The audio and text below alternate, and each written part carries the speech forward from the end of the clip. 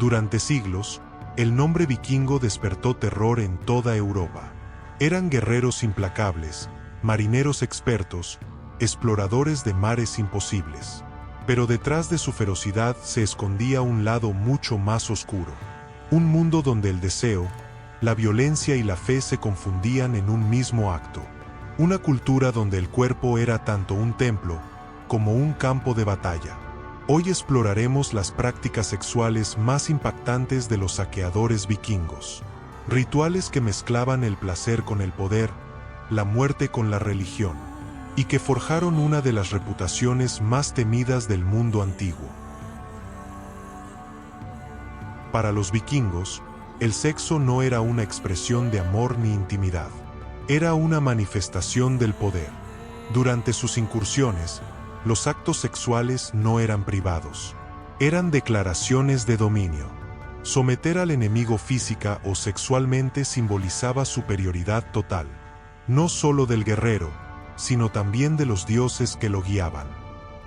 En su mentalidad, la fuerza regía todas las esferas de la vida: el comercio, la guerra y el lecho. Un verdadero hombre debía ser dominante siempre. Mostrar debilidad, incluso en la intimidad, era una afrenta al honor. Y en una cultura donde la reputación lo era todo, ser dominado era peor que morir. Pero el poder vikingo no solo se ejercía con la espada, también se negociaba con cuerpos humanos. Durante las expediciones, los vikingos capturaban esclavos, hombres, mujeres y niños. Estos cautivos eran la base silenciosa de su economía. Trabajaban los campos, servían en los hogares, y en muchos casos, eran usados como compañeros sexuales. Las mujeres esclavizadas eran vistas como propiedad del guerrero que las había capturado. Eran parte del botín, un símbolo tangible del triunfo. Ciudades como Dublín, Edeví o Birka prosperaron gracias a este tráfico humano. Los cronistas musulmanes y bizantinos que visitaron el norte quedaron horrorizados. Uno de ellos relató rituales en los que el sexo, la violencia y la religión se fundían en una misma ceremonia. Para el mundo cristiano medieval, estas prácticas eran una abominación, pero para los vikingos, formaban parte del orden natural de las cosas. La religión vikinga veía el sexo de una manera muy distinta al cristianismo. No era pecado, ni tabú. Era una fuerza sagrada, una manifestación del poder vital que movía el universo. Los dioses del norte eran intensos, cambiantes, humanos. Odín, el sabio y guerrero, practicaba la magia seir, un arte considerado femenino, pero también el más poderoso. Freyja, diosa del amor y la fertilidad, encarnaba la pasión y el deseo, pero también la muerte y la transformación. Los rituales de fertilidad incluían gestos o símbolos sexuales, uniones simbólicas, invocaciones y ofrendas para asegurar cosechas o victorias. Pero cuando el cristianismo llegó al norte, todo cambió. Los nuevos cronistas reinterpretaron esas tradiciones como actos impuros, paganos, incluso demoníacos. Y así nació la imagen del vikingo salvaje, del bárbaro sin moral que debía ser redimido por la fe. En la sociedad vikinga, la masculinidad era un mandato sagrado. Un hombre debía ser fuerte, agresivo y dominante. Las sagas nórdicas hablan de insultos que podían destruir la vida de un hombre. Ser llamado ergi o raga, palabras que insinuaban pasividad sexual, era una ofensa mortal. Un hombre así perdía el respeto de su clan.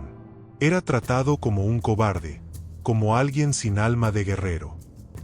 En su mundo, la jerarquía sexual reflejaba la jerarquía social.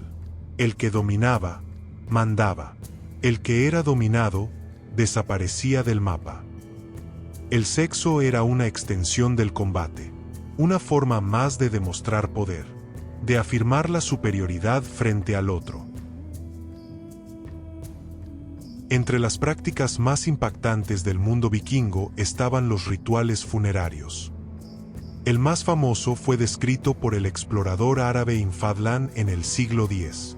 En el funeral de un jefe, una esclava se ofreció a morir junto a su amo. Durante días, fue tratada con alcohol, canciones y gestos de veneración. Pasó por los brazos de varios hombres, cada uno diciéndole: «Dile a tu señor que esto lo hicimos por ti». Finalmente, fue llevada al barco del difunto, donde fue estrangulada y apuñalada mientras la embarcación ardía. Era el último acto de entrega, el sexo y la muerte unidos en un mismo ritual de trascendencia. Para los vikingos, esa unión entre placer y sacrificio no era brutalidad, era una manera de devolver la energía vital al universo. El papel de la mujer vikinga fue complejo.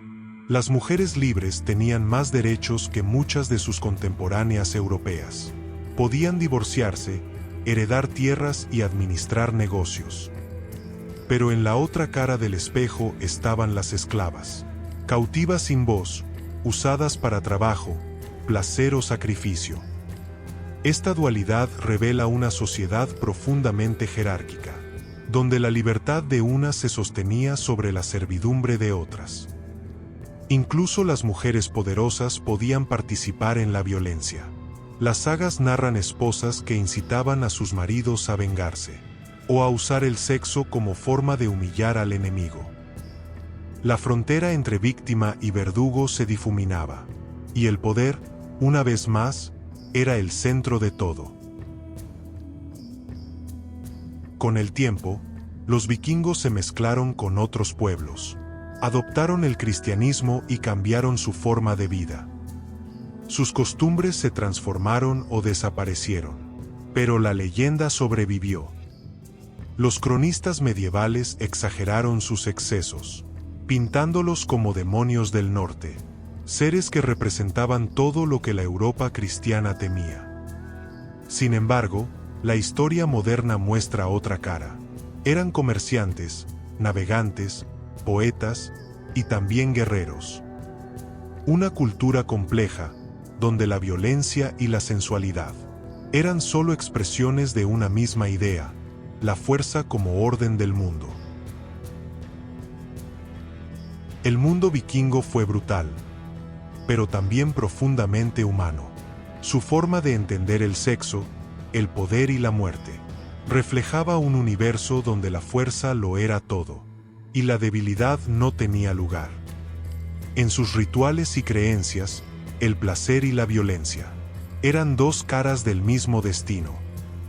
Y así, entre las llamas de sus barcos y los mitos que dejaron, los vikingos se convirtieron no solo en conquistadores de tierras, sino también en los amos más temidos del cuerpo y del alma.